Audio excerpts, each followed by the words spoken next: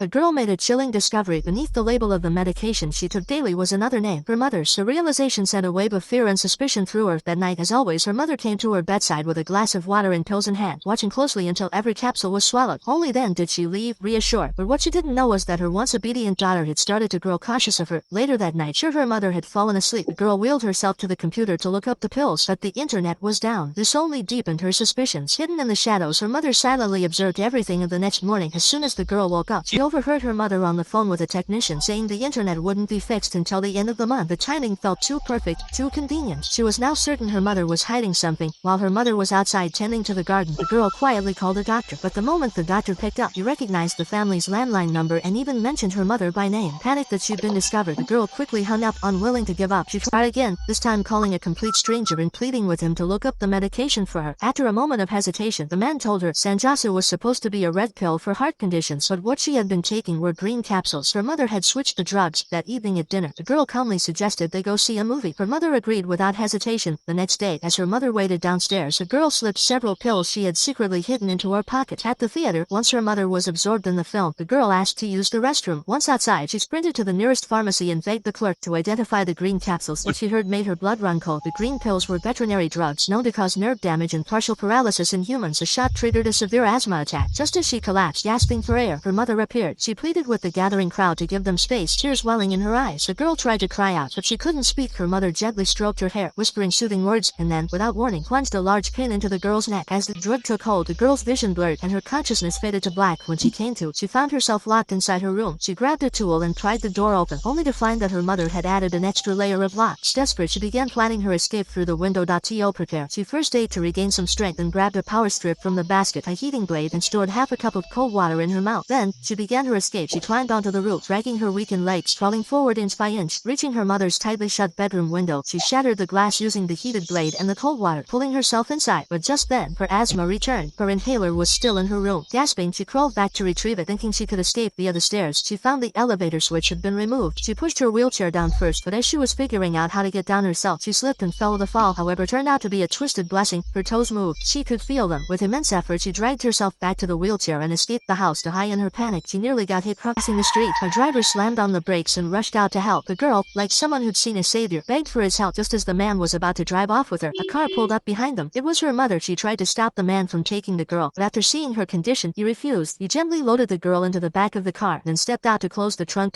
That's when the mother struck from behind, stabbing a needle into the back of his neck. He collapsed instantly. The girl watched, frozen in horror.